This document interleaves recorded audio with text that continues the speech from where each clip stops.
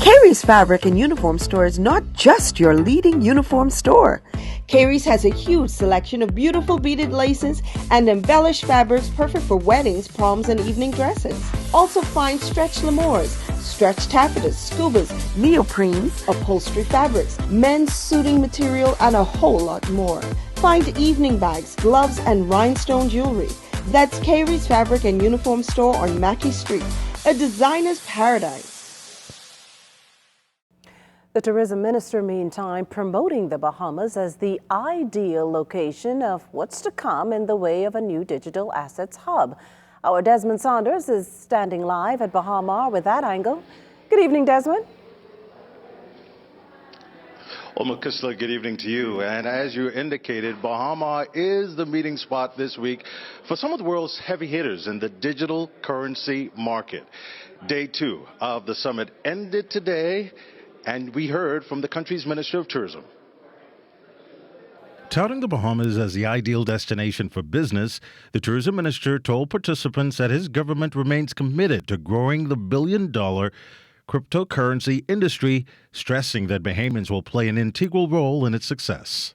Don't just look at this as an opportunity to build an industry that caters to the outside world, but we want to build an industry as well that Bahamians would benefit and participate in. Tourism is bringing 65% of our gross domestic product at the moment. We want to diversify. We promised in our blueprint for change that we're going to bring new industries, and we're well on the way to doing so. The infrastructure that exists for tourism, whether it's a lovely hotel like this, would also be suitable for business travel. In terms of the digital wallets and digital payments, this is also suitable. We want this to be an industry that benefits Bahamians as well. Cooper says his government has been charting the course to create a business-friendly atmosphere and maintain a properly regulated financial services industry. The government is committed to this industry, not just in word, but in action.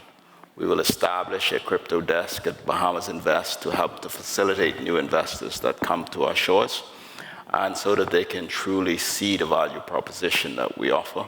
The expertise abroad, as you can tell on the panel today.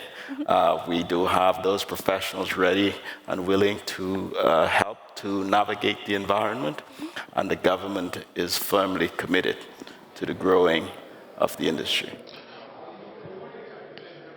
Well, some of delegates, Makisla, and those listening also heard from the country's Attorney General, Ryan Pinder, who spoke about the Bahamas being a trailblazer in the digital assets economy. As you're aware, Makisla, back in 2019, the central bank launched the Sand Dollar, which is the world's first digital currency.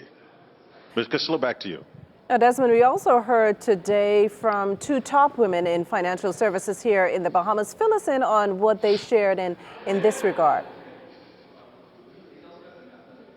Well, they touted the success of the financial services industry over the several decades and basically outlining details. If you're an investor, you want to become a part of what's happening in this country as it relates to the financial and digital currency markets, there are some requirements. Tanya McCartney outlined some of the requirements and also spoke of some of the stiff regulations that this jurisdiction has that sets it apart from any other jurisdiction around the world. Now, the conference bringing together, as we've said, some pretty big wigs throughout the world, not just the country. What's on the agenda for Thursday? Well, Thursday looking pretty good. A full-packed lineup of A-list speakers. Makisla, we will have the former president, U.S. President Bill Clinton will address delegates, and also the former Prime Minister of the United Kingdom, the Right Honorable Tony Blair, will be here. Should be great. Well, thanks again. That's our Desmond Saunders reporting from Bahamas Resort, the venue for a cryptocurrency conference here in the capital.